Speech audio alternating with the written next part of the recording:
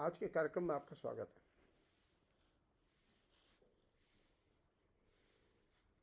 आज हम फिर मार्क्स की विचारों की अगली कड़ी पर बात करेंगे। कार्ल मार्क्स और फ्रेडरिक एंगल्स के विचारों के प्रसंग में जो सबसे बुनियादी प्रश्न है वो ये है कि हम ये सबसे पहले बुनियादी प्रश्न ये खड़ा करें कि हम कहाँ खड़े हैं। भारत कहाँ खड़ा है। जिस तरह से एक ज़माने में 19वीं 20वीं शताब्दी में बड़े पैमाने पर लेखकों ने 19वीं शताब्दी से परंपरा शुरू हुई, राजा राम मोहन राय से लेके पंडित नेहरू तक और दूसरे लोगों तक, लोहिया वगैरह, सब ने अपने अपने तरीके से भारत की खोज की। और जिस भारत की खोज उन्होंने की थी उस भारत की डेथ हो चुकी है।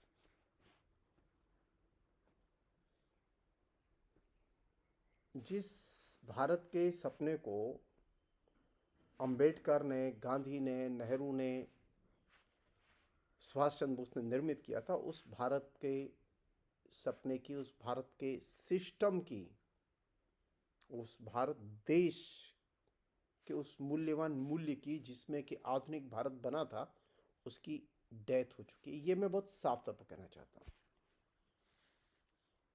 किसने की है, क्यों की है, ये प्रश्न अभी अनुत्तरित है। सब लोग जानते हैं कि फासिज्म के कारण भारत की डेथ हुई है, भारत के लोकतंत्र की डेथ हुई है। अगर लोकतंत्र की हत्या होती है, भारत की हत्या होती है और भारत को फिर नए सिरे से आपको अर्जित करना होता है, तो आपके सामने चुनौती बहुत सीरियस है। इसी संदर्भ में आपको इस पर विचार करना है कि हम कहाँ खड़े हैं और भारत कहाँ खड़ा है।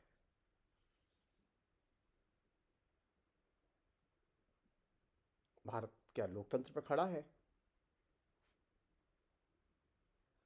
या भारत किसी और तंत्र पर खड़ा है? मैं बहुत साफ कहना चाहता हूं, भारत इस समय लोकतंत्र पर नहीं खड़ा। आरएसएस और अदानी के गठजोड़ से जो निर्मित हुआ एक संघ अदानी तंत्र है, उस पर भारत खड़ा हुआ है।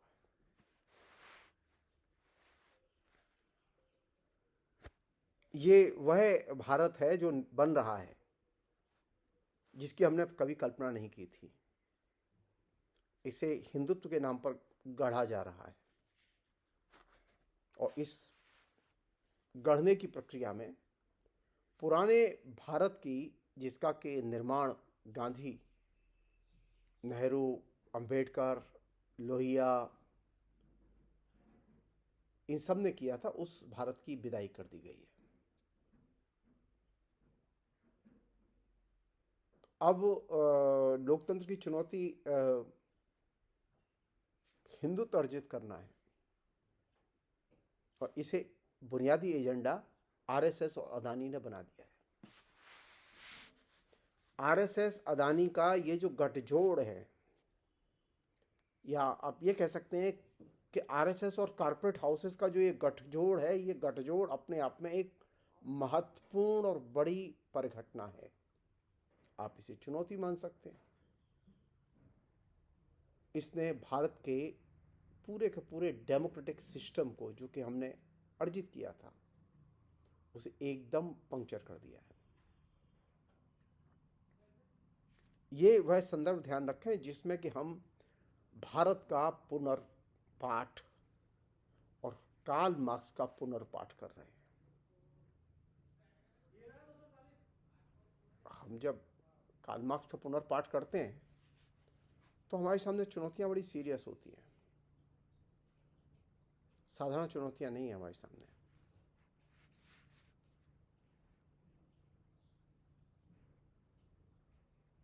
आप याद कीजिए कि मार्क्स ने अपनी जिंदगी का बहुत बड़ा हिस्सा किस तरह से गुजारा। आपको जान के आश्चर्य होगा, आप विचार करेंगे तो आप सोचने के लिए मजबूर होंगे कि कार्ल मार्क्स ने अपनी जिंदगी का बहुत बड़ा हिस्सा एक विस्थापित की तरह गुजारा।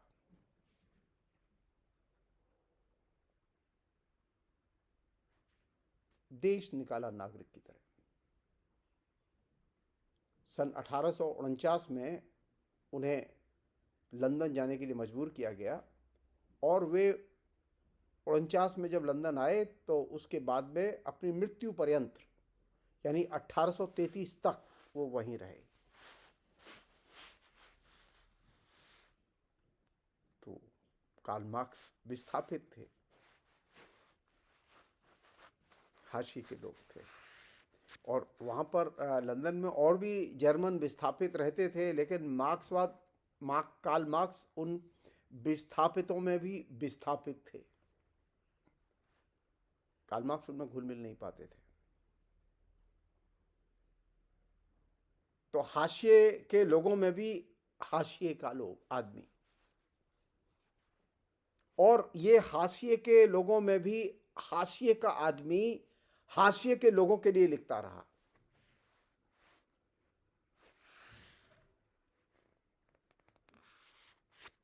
मुझे जैक दरिदा की ये बात अच्छी लगी। उन्होंने कार्ल मार्क्स को एक विस्थापित बुद्धिजीवी की तरह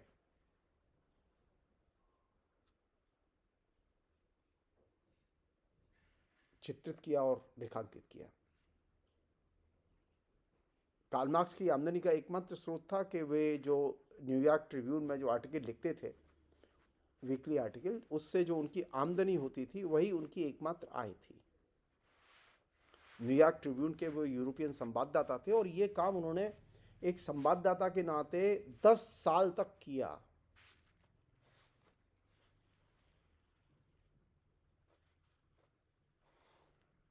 और हर सप्ताह वो नियमित एक से एक बेहतरीन लेख लिखे उन्होंने।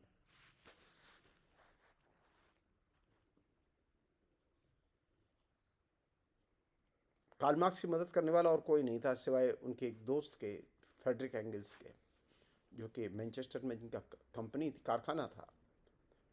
तो फ्रेडरिक एंगल्स उनके आर्थिक कष्ट के साझीदार थे, उनके मित्र थे, और वो बहुत बड़े बुद्धिजीवी भी थे। कार्ल मार्क्स की जो बेसिक राइटिंग है उसमें अंग्रेजी, फ्रेंच और जर्मन, अंग्रेजी, फ्रेंच और जर्मन, इन 3 भाषाओं में उन्होंने ओरिजिनली लिखा। अब ये भी कह सकते हैं कि वो त्रिभाषी महानगरीय बुद्धिजीवी थे। कार्ल मार्क्स के लेखन की ये विशेषता थी कि उन्होंने औपनिवेशिक शासन और उसके शोषण के खिलाफ लिखा। उन्होंने मजदूरों पर भी लिखा, गोरे मजदूरों पर भी लिखा, उन्होंने काले मजदूरों पर भी लिखा, अफ्रीकी मजदूरों पर, उन्होंने अमेरिकी मजदूरों पर भी लिखा, उन्होंने आयरिश मजदूरों पर भी लिखा, उन्होंने भारत के किसानों पर लिखा, किसानों के शोषण पर लिखा, और रूस के कृषि जीवन पर और किसानों के शोषण पर भी लिखा। इसके अलावा चार्टिस्ट मूवमेंट और उससे जुड़े हुए जो लोग थे उन पर भी उसने लिखा।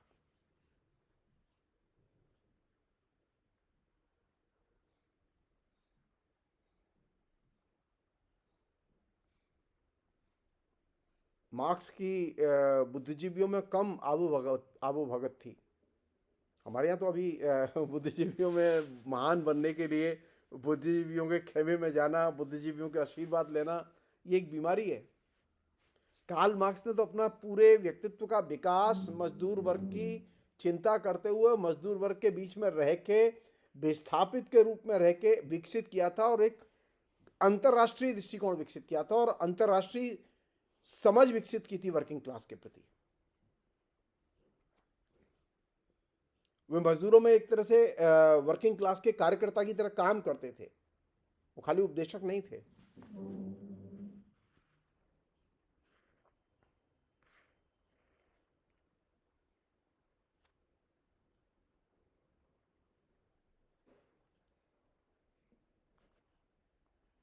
मार्क्स की पूरी जिंदगी राजनीतिक अर्थशास्त्र की आलोचना और उसके सिद्धांत को विकसित करने में खर्च हुई और उन्होंने मजदूर वर्ग की मुक्ति के सपने को साकार करने का एक तरह से मंत्र दिया। उनके लेखन में ये चीज प्रमुख थी कि जो गैर पश्चिमी समाज हैं वे कैसे मुक्त हों। उनमें भारत भी था। सन 1851 से लेके 1862 तक उन्होंने न्यूयॉर्क ट्रिब्यून के यूरोपीय संवाददाता के तौर पर जो काम किया, उस काम का एक तरह से विशाल भंडार जो कार्ल मार्क्स की जो रचनावली है उसके 12वें खंड से लेकर 17वें खंड तक संकलित है और प्रत्येक खंड में 500 से अधिक पन्ने हैं। इस पूरी सामग्री ने मजदूर वर्ग की और समाजवादी आंदोलन की बहुत बड़ी सेवा की उस जमाने में। आजकल हमारे यहाँ लोग एक एक छोटे छोटे लेख को खोजते रहते हैं सोशल मीडिया में, फेसबुक पर, ब्लॉग पर, अखबार में, जो उनके लोकतांत्रिक मूल्यों के पक्ष में हो। आप सोचिए वो उस जमाने में मार्क्स कितना बड़ा कंट्रीब्यूशन कर रहे थे पूरे यूरोपीय संवाददाता के तौर पर। न्यूयॉर्क ट्रिब्यून के यूरोपीय संवाददाता थे वो, और वे नियमित लिखते थे और गंभीरता से लिखते थे। दिलचस्प बात यह है कि मार्क्स का जो अखबारी लेखन है, उस अखबारी लेखन का अभी तक मेरी नजर में कोई मूल्यांकन सामने नहीं आया है कि समग्रता में किसी ने उनके इस अखबारी लेखन का समग्रता में मूल्यांकन किया हो।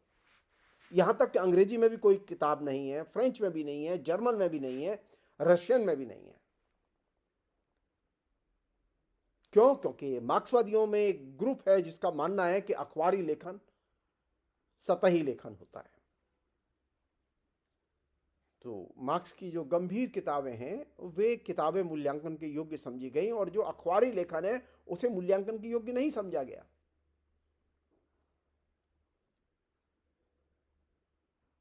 क्यों नहीं समझा गया अभी तक मेरी समझ में नहीं आता है।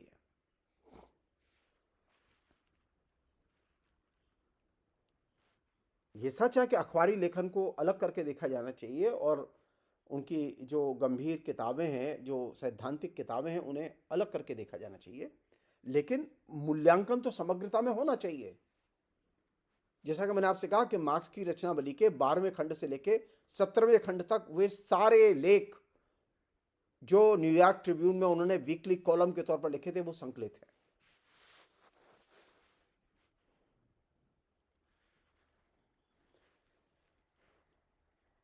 न्यूयॉर्क ट्रिब्यून के प्रबंध संपादक चार्ल्स डाना ने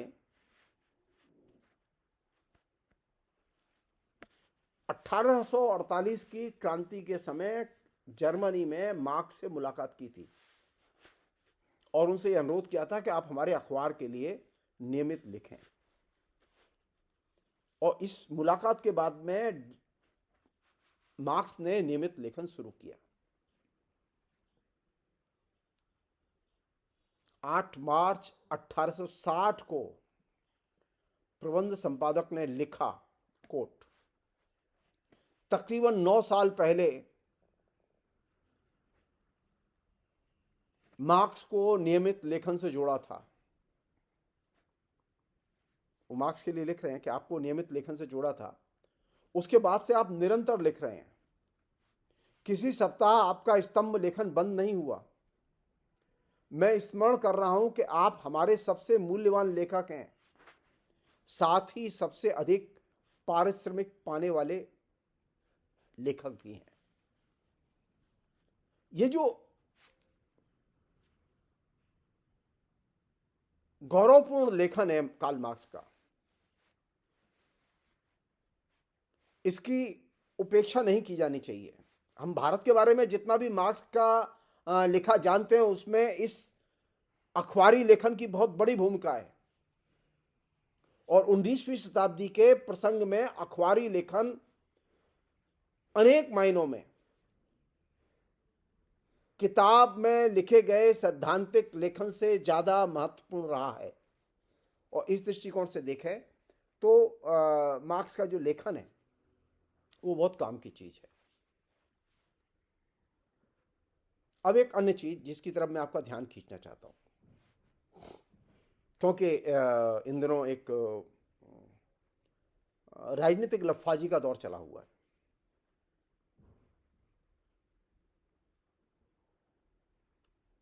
और राजनीतिक लफाजी के इस दौर में आरएसएस के लोग और नरेंद्र मोदी और उनका गैंग, उसने एकदम वर्चस्व स्थापित कर लिया है।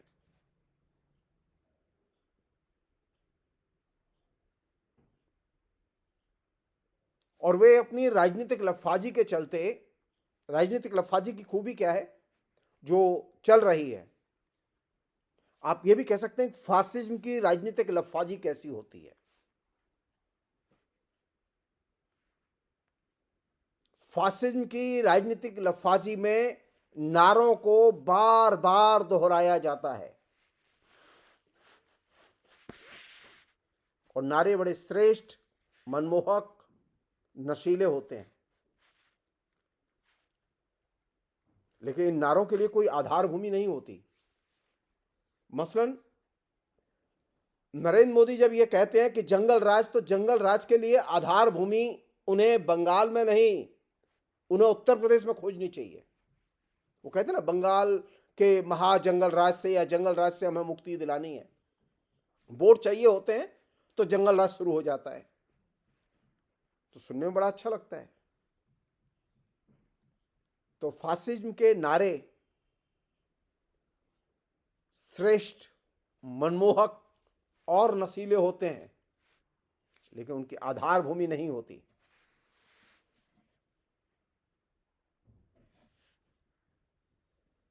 उनमें अगर लेनिन के शब्दों को कहें, लोरियां होती हैं, गुंजायमान शब्द होते हैं, और वे विभिन्न किस्म के उद्गारों, आजकल नरेंद्र मोदी संस्कृत के श्लोक सुनाने लगे हैं अपने भाषणों में। मोहन भागवत भी अपने भाषणों में संस्कृत के श्लोक सुनाने लगे। तो विभिन्न किस्म के संस्कृत के श्लोक सुना के वे जनता को सुला देना चाहते हैं, या हम ये कहें कि वे शब्दों की आड़ में अप्रिय तथ्य छिपाना चाहते हैं। ये जो श्लोक सुनाना, लोरियां सुनाना, गुंजायमान शब्दों का इस्तेमाल करना, मनमोहक और नशीली भाषा का इस्तेमाल करना, ये फासिज्म की भाषा का एक तरह से महत्वपूर्ण पहलू है और इसकी अनदेखी नहीं करनी चाहिए, क्योंकि ये शब्दों की आड़ में तथ्यों को और यथार्थ को छुपाने का काम करते हैं। क्यों? क्योंकि इनके पास नारे ही एकमात्र कंटेंट है या अंतर्वस्तु है। इनके पास कोई अंतर्वस्तु नहीं होती। नरेंद्र मोदी से पूछिए कि पिछले 11 साल में कितने लोगों को आपने गरीबी से मुक्त किया?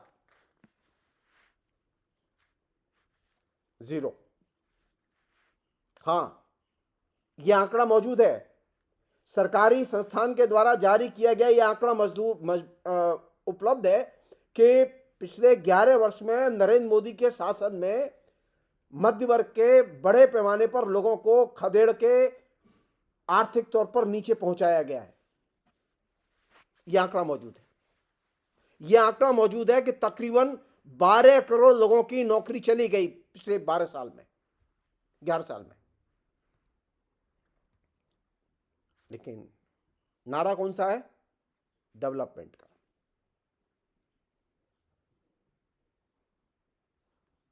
अच्छा, आप अगर इनके शब्दों पर आपत्ति करते हैं तो ये आपको जेल में डाल देंगे। अगर आप ये कहते हैं कि नरेंद्र मोदी झूठ बोल रहे हैं, आप इसके खिलाफ में जुलूस निकालना चाहते हैं, तो आपको जुलूस निकालने नहीं देंगे। और अगर आपने बिना परमिशन के जुलूस निकाला इनके बोलने के खिलाफ, तो ये आपको झूठे केस लगा के बंद कर देंगे।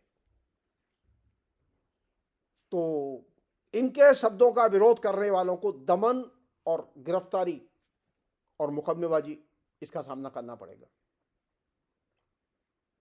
तो फासिज्म की एक ही हरकत होती है, तरीका होता है कि उसके शब्दों को, उसके नारों को गूंजने दो और जो आपत्ति करे उसे जेल में डालो या उसे शिकार बनाओ। और यही वजह, उनके शब्दों पर कोई आपत्ति नहीं करता, इसलिए वे शब्द नशे का काम करते हैं।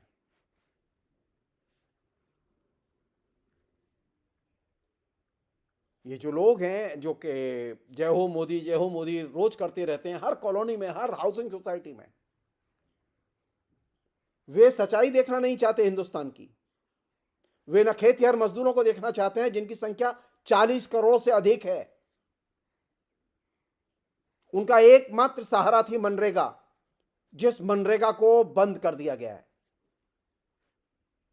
अब सरकार की जब इच्छा होगी चालू करेगी। ऑलरेडी नरेंद्र मोदी के शासन में मनरेगा के तहत जो वायदा था 100 दिन काम देने का, वो वायदा घट के सिर्फ 25 से लेकर 40 दिन तक काम में सिमट गया और पेमेंट महीनों वर्षों तक नहीं मिलते थे। लेकिन नारा डेवलपमेंट का, नारा जंगल राज मिटाने का और उसके नशे में डूबे हुए हाउसिंग सोसाइटीज के तमाम अंकल और आंटी,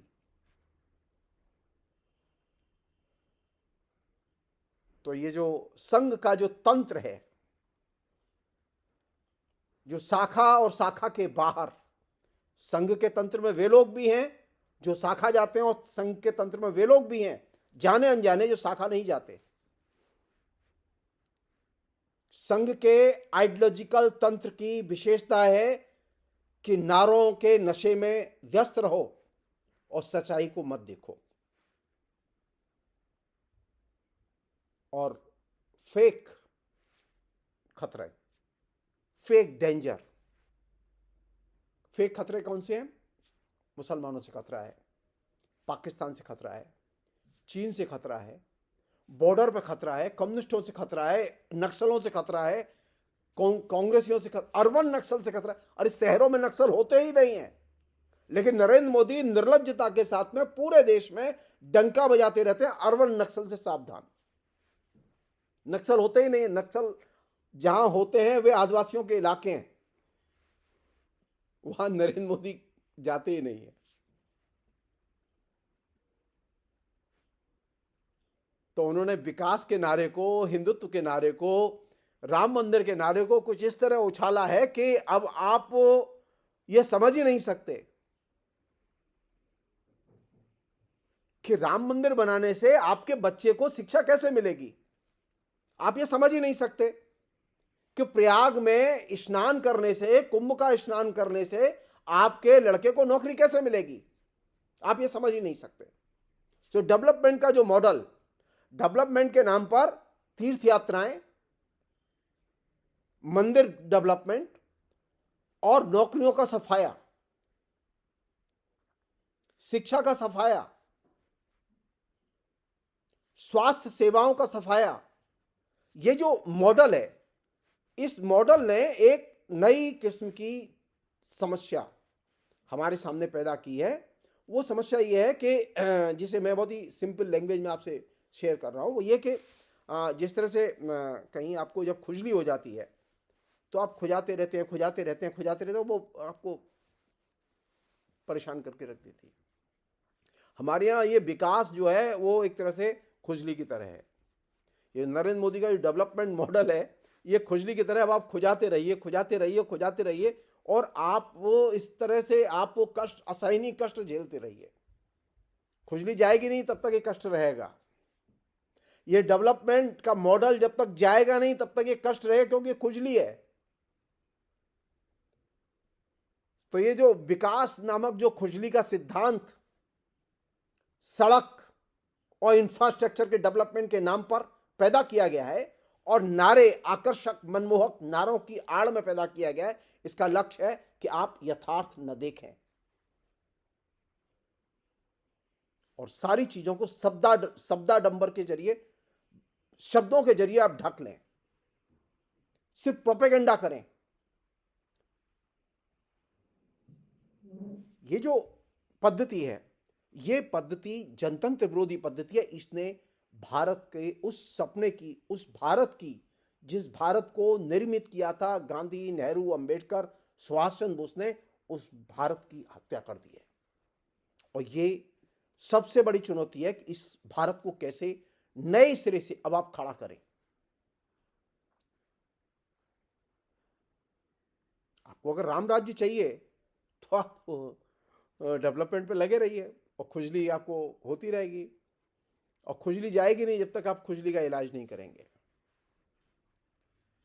सिर्फ एक छोटी सी चीज कहना चाहता हूं, पिछले 11 वर्ष में जितने बड़े पैमाने पर सरकारी तंत्र की, अदानी और आरएसएस की लीडरशिप ने मिलकर हिंदुस्तान की लूट की है, हिंदुस्तान के बैंकिंग सिस्टम की लूट की है, उतने बड़े पैमाने पर लूट न तो अंग्रेजों ने की थी और न मुगलों ने की थी।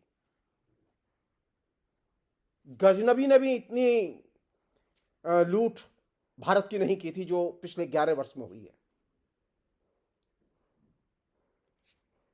अरबपतियों को दिए गए तकरीबन 16 लाख करोड़ रुपए के कर्ज बैंक से माफ किए गए। किसे चंदा मिल रहा है सबसे ज्यादा? आरएसएस को और बीजेपी को। कौन सबसे बड़ी पार्टी के तौर पर खड़ी हुई है?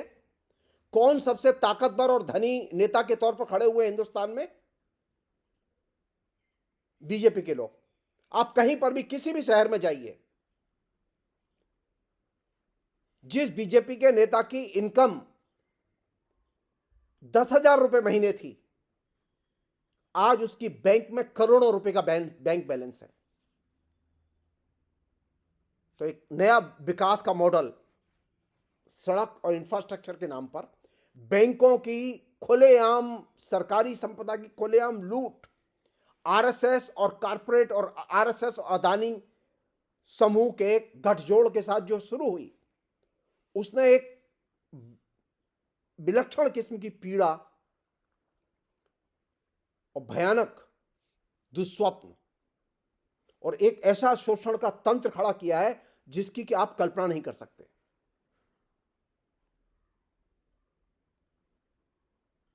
अंग्रेजों की लूट के बारे में जानते हैं आप? मुगलों की लूट के बारे में जानते हैं? जरा किसी आरएसएस के नेता से पूछिए कि पिछले दिनों में अदानी एंड कंपनी ने हिंदुस्तान में कितनी बड़ी लूट की है, और अदानी से किसे सबसे अधिक चंदा मिला है।